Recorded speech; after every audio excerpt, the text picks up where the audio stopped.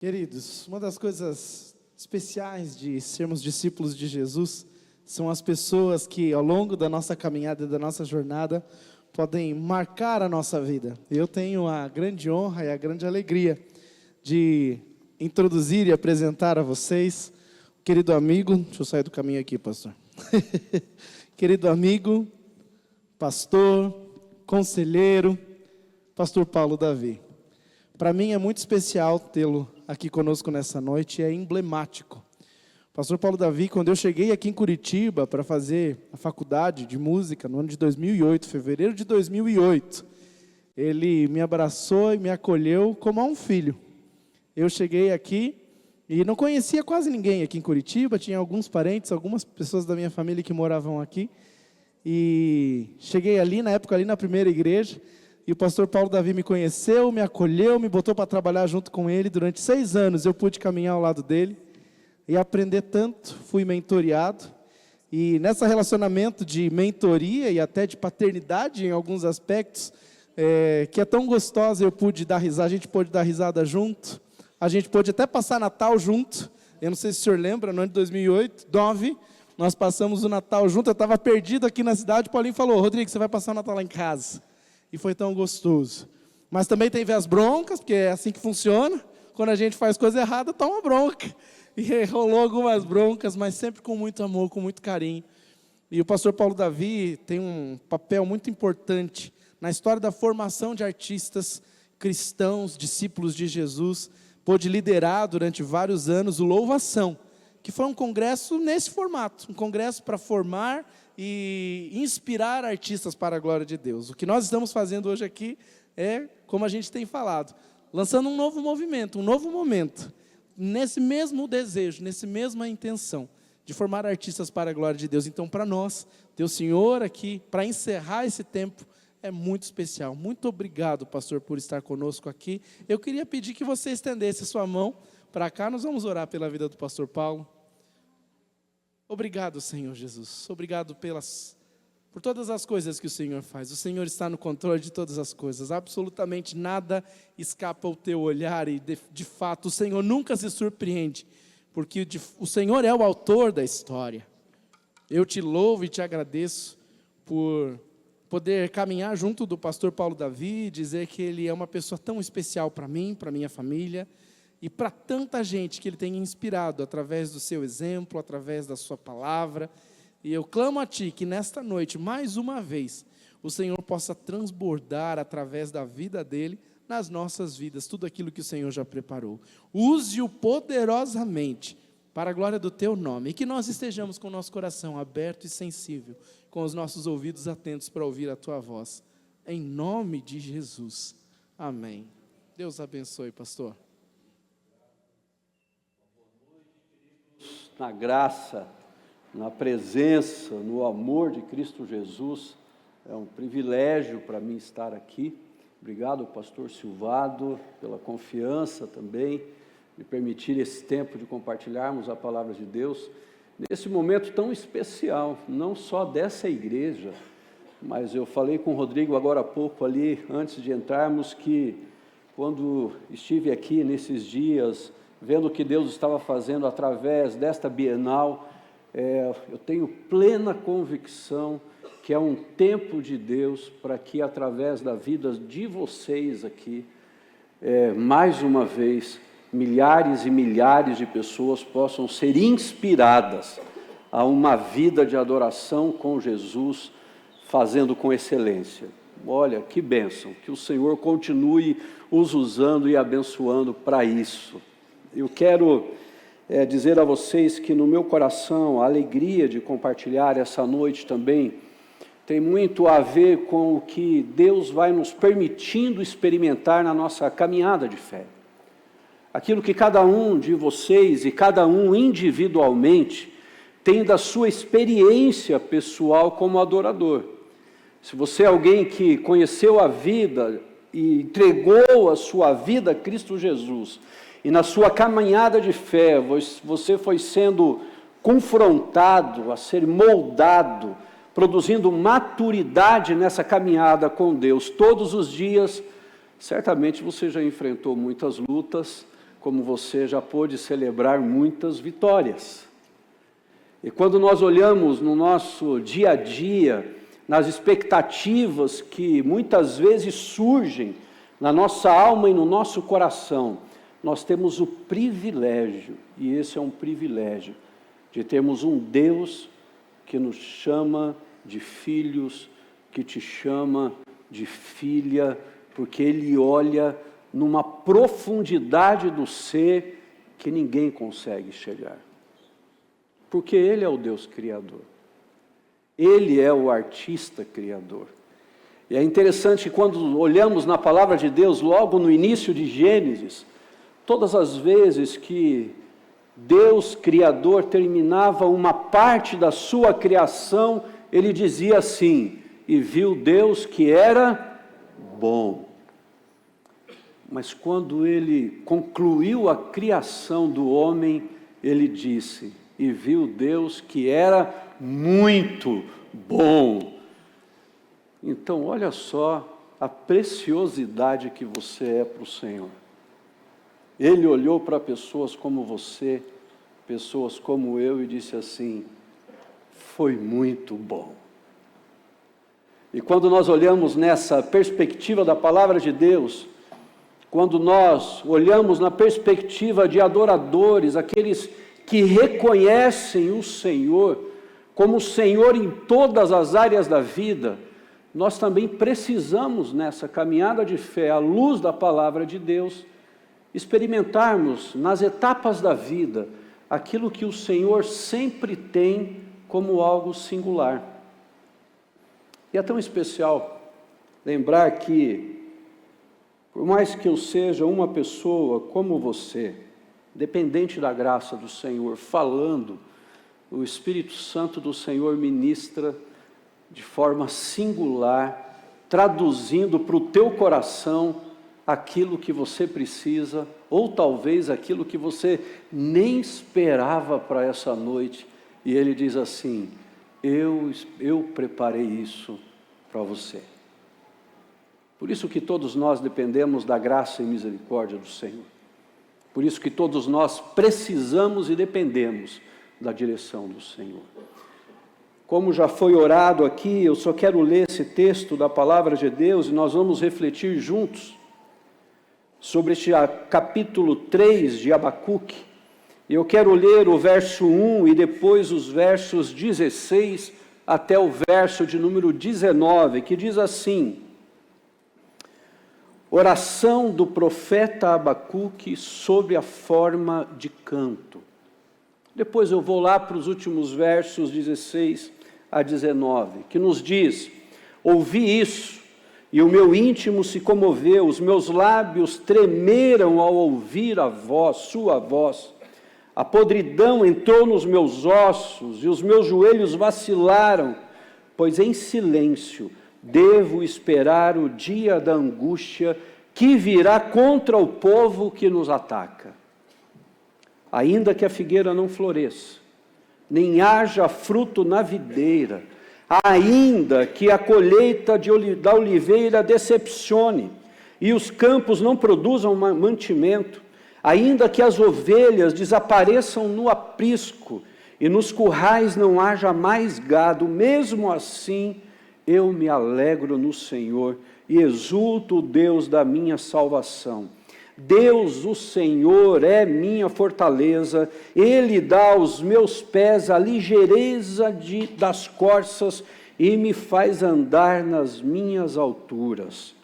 Ao mestre de canto para instrumentos de cordas. Esse capítulo 3, na verdade, ele é uma oração. Foi uma expressão profunda do profeta Abacuque, depois que nos versos anteriores, que é justamente o capítulo 1 e o capítulo 2, ele se derrama diante de Deus de uma maneira que, se você for ler com calma, você pode pensar assim: como que ele teve coragem de falar assim com Deus? Porque ele já começa no capítulo 1, até quando, Senhor? Até quando eu vou ver todas as coisas sendo destruídas à minha volta e o Senhor sem fazer nada? Ele já começa assim. ele nem prepara, ele não começa, bendito Senhor, soberano, não, ele já vai direto. Mas aí começa um diálogo entre Abacuque e as respostas de Deus. E quando chega então nesse capítulo 3, com toda a compreensão que ele passou a ter em cada etapa desse diálogo, ele agora expressa através da oração um profundo sentimento de quem entendeu na vida, de quem entendeu nos contextos que estavam acontecendo, que adorar ao Senhor em toda e qualquer circunstância só é possível quando nós derramamos o nosso coração e a nossa alma por completa diante dele. No verso 1, ele começa a direcionar já só no primeiro verso, dizendo assim que esta oração, ela deveria ser agora preparada com versos, com uma letra, com uma melodia, com uma harmonia e até mesmo, quem sabe, com uma percepção rítmica, com um propósito, para que se tornasse um canto da congregação, para que se contasse na vida dos fiéis que ali estavam o que Deus fez e como ele deveria ser encontrado, exaltado e adorado. Ele transforma isso num aspecto de confiar àqueles que tinham a habilidade para desenvolver essa canção, para desenvolver esta melodia, e ela pudesse ser cantada de tempos em tempos como um memorial. E por que um memorial? Eu creio que uma das ações tão preciosas que existe nas artes é ela marcar momentos. Hoje nós cantamos uma canção aqui, quando começou a cantar, eu já me remeti a muitos anos atrás, que é a Rompendo em Fé, e a sensação é que vai passando uma geração a outra, e aqueles que vêm escutam e falam assim, nossa, quem canta essa canção é tão linda. Agora, aqueles que já estão dando risada aqui já sabem quanto tempo faz. Por quê? Marca momentos, marca etapas, marca fases, marca história, traz a lembrança, aqueles momentos que nós estávamos vivendo justamente quando aquela canção veio e trouxe não apenas uma linda melodia, mas uma verdade que a nossa alma estava sentindo. Por isso, Abacuque diz assim, o final deste capítulo não será apenas escrito, ele deve se tornar uma canção para todos nós. O verso 3, ele vai começar a falar de alguns eventos do poder de Deus. Eu não vou ler aqui todos os versos, mas todas as vezes que Deus agiu em favor do seu povo. Assim como Deus já tinha feito no passado, ele estava usando neste capítulo algumas imagens históricas do agir de Deus. De quando Deus estava conduzindo o povo no deserto, de quando Deus usou na vida de Josué para a batalha que precisava proteger a Gibeão, e aí o sol e a lua pararam, e ele começa a trazer estes marcos, para que ficasse marcado para as pessoas, e para mim e para você, que o Deus que agiu no passado não mudou, continua agindo em nossos dias. Aí chega o verso 16, quando ele então começa dizendo assim, ouvi isto, todas as coisas anteriores. E aí o que veio à minha mente, peço aqui a liberdade de trazer essa imagem que veio à minha mente, era como se Abacuque estivesse dizendo assim, Esses versos anteriores são memórias guardadas daqueles que nos antecederam. Quando ele diz, ouvi isso, essas memórias, elas provam que o Senhor é poderoso, e que ao ouvir estes testemunhos de fé e seu poder, os meus lábios começaram a tremer por ouvir a sua voz. E antes dele expressar isso, ele fala, eu ouvi isto, ouvi todas estas coisas, trouxe à memória todas estas coisas, ouvi a voz de Deus falando comigo sobre todas estas coisas. E o que aconteceu comigo? Eu comecei a tremer os meus lábios, e os meus joelhos começaram a bater um no outro. Ficou evidente para mim a minha finitude, a minha fragilidade. E é tão interessante que a fragilidade humana que o profeta Abacuque coloca aqui é a podridão entrou nos meus ossos.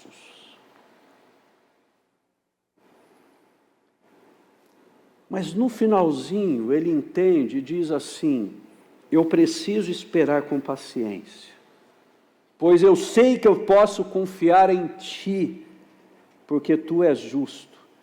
Mesmo que sejamos atacados pelo inimigo, o Senhor está conosco. Esta oração, como um hino, ela traz uma absoluta afirmação de fé.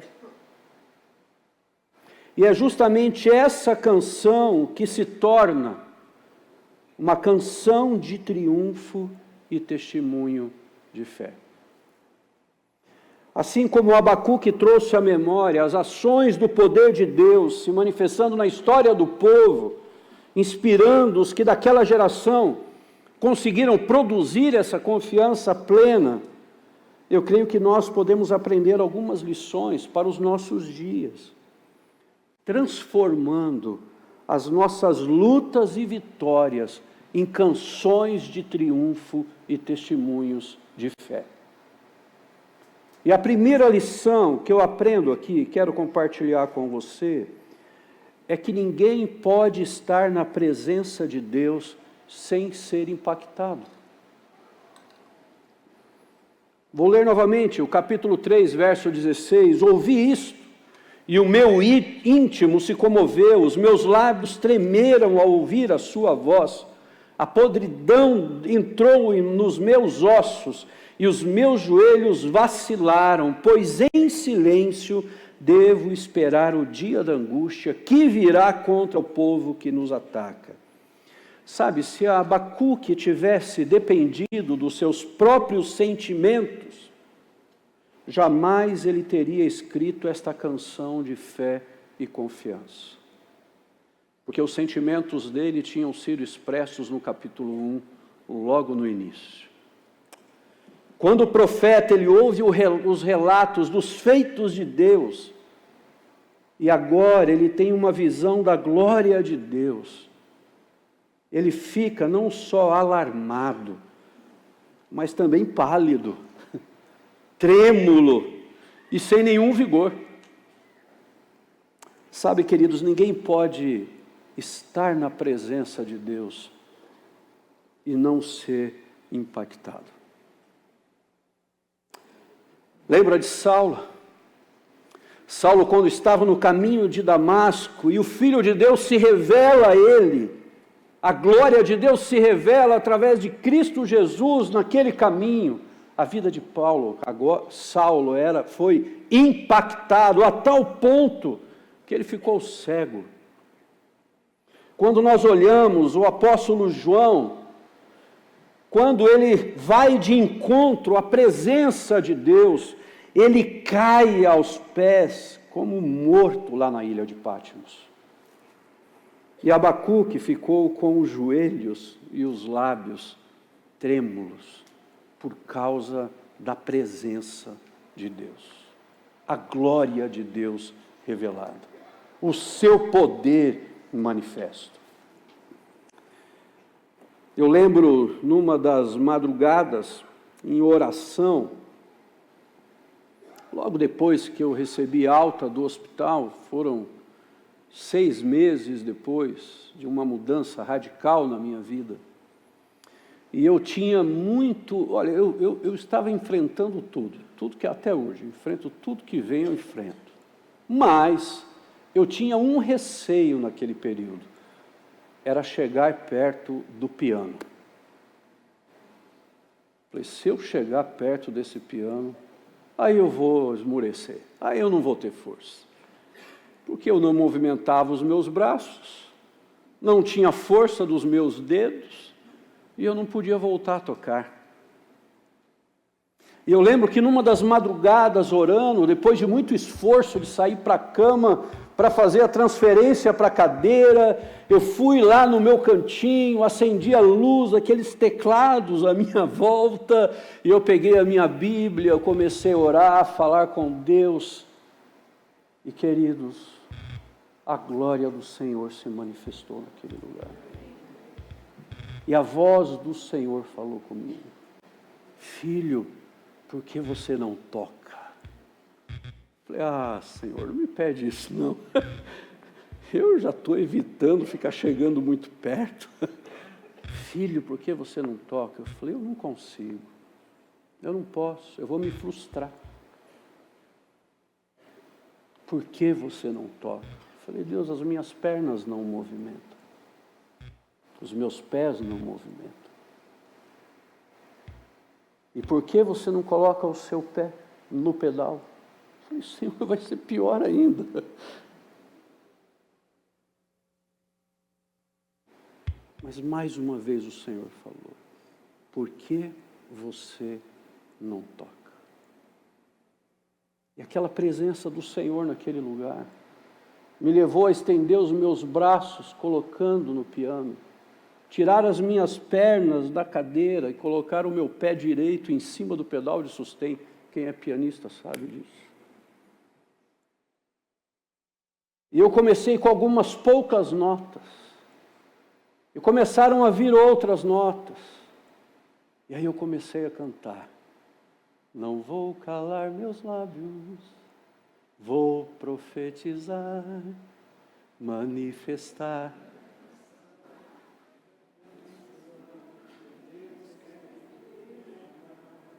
Sobre tua vida, nenhuma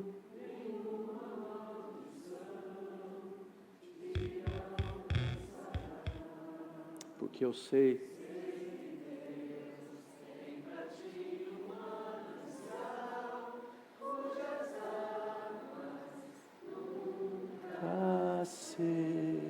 cessarão. E aí eu comecei a sentir o meu pé direito mexendo em cima do pedal de sustém. Queridos, não tem como alguém chegar na presença de Deus sem ser impactado. Andar pela fé significa concentrar-se nas grandezas do poder e da glória de Deus diante das fraquezas humanas. Quando nós olhamos para o alto, e não apenas na vertical, mas olhamos para o alto, os nossos medos, os nossos ossos, os nossos lábios, o nosso interior se estremecem por dentro. E aí vem um fluir da presença do Senhor. E a gente não encontra outra maneira de adorá-lo, a não ser pela fé, com gratidão e com confiança. São nestes momentos que canções fluem sem ainda tocarmos o instrumento. São estes momentos que a voz começa a ecoar dentro de nós, mesmo que essas palavras ainda não cheguem nos nossos lábios. É neste momento que uma tela, uma pintura de uma tela, começa a fluir mesmo que ainda não tenha o pincel e as tintas para começar a pintar. São nesses momentos em que nós estamos na presença de Deus e a gente é impactado pela presença dele. Sabe, nós precisamos entender também que no finalzinho do verso 16, ele diz assim: devo esperar o dia da angústia que virá quando o povo nos atacar. Ele compreendeu tudo, mas ele sabia que ainda não seria só o tempo da bonança, de tudo bem, tudo está resolvido. Não, ainda viriam os dias difíceis. Mas nesse momento, ele sabia que essas lutas continuariam, mas ele continuou olhando para o alto. A segunda lição: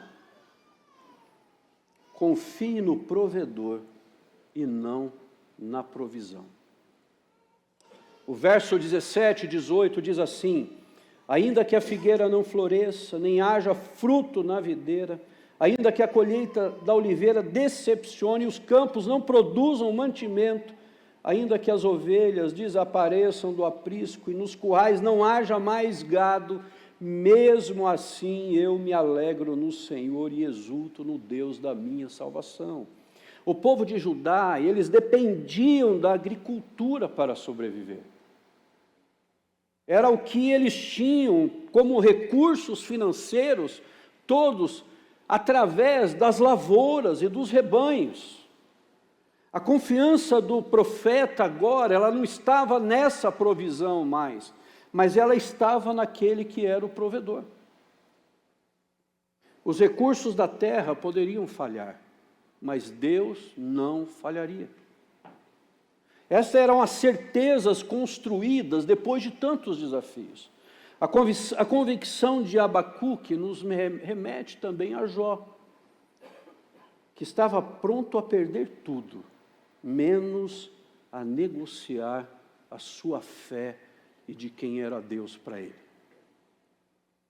Sabe, quando a nossa fé ela é alicerçada em Deus, além de tudo aquilo que temos ou tudo aquilo que fazemos, nós conseguimos encontrar o caminho para nos mantermos firmes. Tanto nas celebrações das nossas conquistas, ou até mesmo nos enfrentamentos das perdas e das lutas. Porque nós passamos a confiar muito mais no Deus que é o provedor, e não na provisão.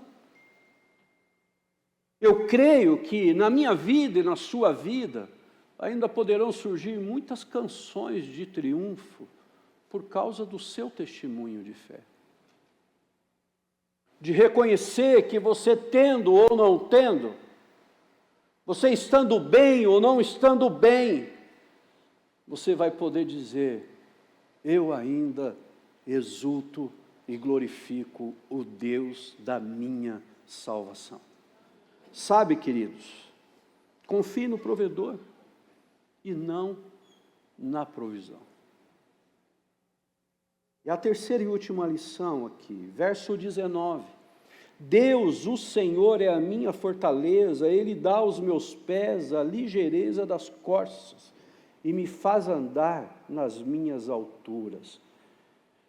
E a terceira lição que eu quero deixar para você é: não basta parecer, é necessário ser. A alegria do profeta aqui não é um sentimento romântico, infundado, não. Era um fundamento de uma alegria que só era possível encontrar em Deus em toda e qualquer situação. Abacuque, ele começa deprimido lá no capítulo 1, com dúvidas. Ele questiona Deus quanto à retidão de Deus. Ele questiona sobre a justiça de Deus. Mas agora ele termina alegre, com uma confiança plena na provisão de um Deus que é sustentador. Esse Deus que é o alto refúgio, esse Deus que é a torre de livramento. Sabe, queridos, nenhum perigo pode nos alcançar quando estamos refugiados em Deus. Significa não termos que enfrentar as tragédias da vida. Nós não temos o controle. Mas se estamos refugiados no Senhor, a esperança, ela não morre. Porque nós sabemos que Ele é a fonte de esperança. Não basta parecer de Cristo, é necessário ser de Cristo. Não basta parecer de oração, é necessário ser de oração. Não basta parecer cheio do Espírito Santo, é necessário ser cheio do Espírito Santo. Não basta parecer humilde, é necessário ser humilde. Não basta parecer servo, é necessário ser servo. Quando deixamos de parecer para sermos, também encontraremos o caminho onde tudo deverá ser convergido, e este caminho é o caminho de Cristo Jesus. O apóstolo Paulo nos fala em Efésios, no capítulo 1, do verso 3 a 10, eu não vou ler todo os versos aqui, apenas a última parte, que diz assim no verso 10, Ele nos revelou o mistério da sua vontade, segundo o seu propósito, que Ele apresentou em Cristo, de fazer convergir nele, na dispensação da plenitude dos tempos, todas as coisas, tanto no céu como as da terra. É convergir nele, em Cristo, tudo, a nossa vida como um todo, tudo que fazemos, tudo que somos, tudo que necessitamos, tudo que precisamos, tudo que enfrentamos, as nossas lutas, as nossas batalhas, as nossas vitórias, as nossas conquistas, tudo isso convergir em Cristo Jesus. Não tem outro caminho. E eu queria abrir um parênteses aqui para ir finalizando com você. Pensando no que nós vivemos nesses dias aqui desta Bienal. A nossa arte cristã, ela só encontrará a fé quando nós, que somos os emissores desta arte, não parecermos de Cristo, mas sermos de Cristo. E convergirmos todas as nossas atitudes para a glória de Deus Pai, através de Cristo e na ação do Espírito Santo. Se você que está aqui é um profissional da arte, seja o melhor. Faça o melhor, mas lembre-se, sua vida e o que você faz será testemunho que sua arte vem dele e para a glória dele. Se você é um voluntário nas artes, seja o melhor, faça o melhor, mas lembre-se que a sua vida e o que você faz será testemunho que sua arte vem dele e é para ele. Só assim, queridos, num contexto de cultura tão distorcida e com valores tão incoerentes, nós poderemos nos posicionar resgatando a arte para a glória de Deus, só que com sabedoria, discernimento, prudência e vida. Isso não acontecerá por causa da sua arte, mas por causa da sua vida em Cristo. E assim a sua arte representará seus valores inegociáveis com Cristo e a sua palavra. Não basta parecer arte cristã, é necessário ser um cristão nas artes. Ele termina dizendo que ele dá aos meus pés a ligeireza das corças. Eu estou aguardando esse dia de novo, né? Pela fé, né? Mas a corça torna-se aqui um símbolo da da firmeza dos passos.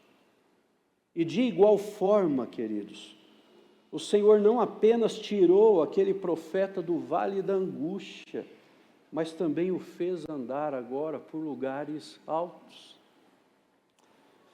Abacuque saiu do pranto para o cântico de louvor.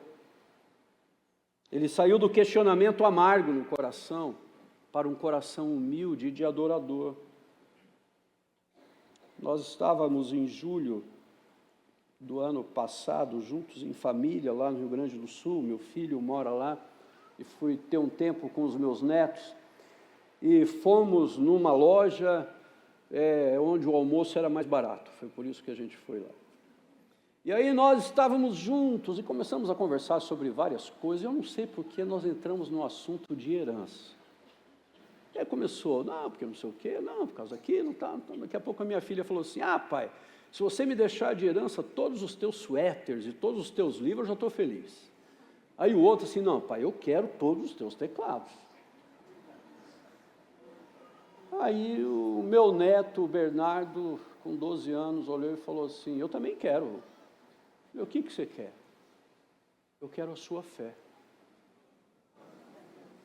Eu fiz o que vocês fizeram. Falei, eu quero a sua fé.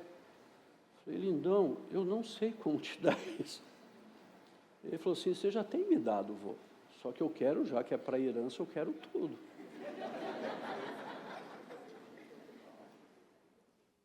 Sabe, queridos,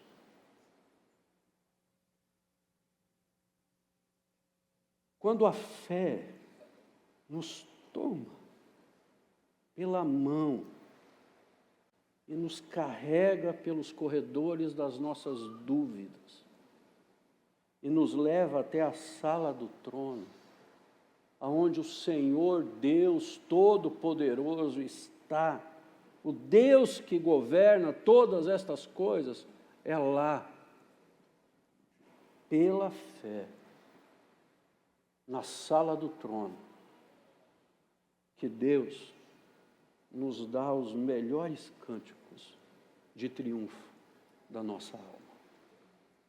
É lá. Se tudo que nós fizermos, se tudo que nós desenvolvermos não convergir para isso em Cristo Jesus, não tem sentido, não tem propósito, é só trabalho, é só cansaço, é só esgotamento.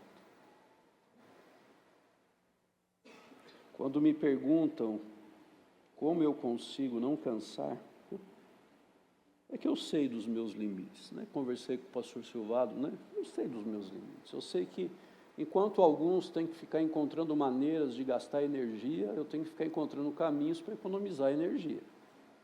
Então, para estar aqui com vocês hoje, eu tive que ficar o dia inteiro um pouco mais parado em casa. Mas por que que ainda existe uma força que me move, me inspira? Porque eu sei que ela não é capaz de vir apenas com todos os procedimentos que têm sido tão abençoadores para a minha vida, com todas as medicações que eu tenho tomado, que tem sido abençoador para a minha vida, mas ela tem vindo da sala do trono, de um Deus que é capaz de mudar os momentos da nossa vida, de transformar os momentos da nossa vida. E aí a gente pode, através de tudo isso, dizer justamente o que Abacuque falou. Ainda que me falte todas as coisas, eu ainda assim exultarei o Deus da minha salvação. Ninguém pode estar na presença de Deus sem ser impactado. Confie no provedor e não na provisão. Não basta parecer, é necessário ser. E eu tenho certeza que cânticos de triunfo fluirão das suas lutas, das suas batalhas, dos seus medos, das suas conquistas, dos seus atos de adoração, fluirão porque elas surgirão da sua alma diante do Senhor. Quem aqui hoje quer experimentar fluir da alma, cânticos de triunfo, mesmo que tudo esteja diferente do que você tinha planejado ou imaginado, ou até mesmo você falando assim, nossa, eu estou na minha melhor fase, mas deixar tudo isso de lado e olhar direto no trono da graça, na sala do trono, e falar assim, Senhor, eu quero fluir aqui da minha alma cânticos de triunfo na Tua presença, e dizer a Ti quem Tu és para mim. Eu quero dizer a Ti o que o Senhor significa para mim. Eu quero agradecer pelas provações.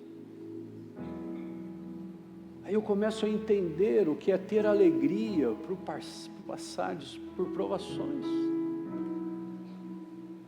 Eu quero agradecer a Ti porque eu estou vivendo a melhor fase.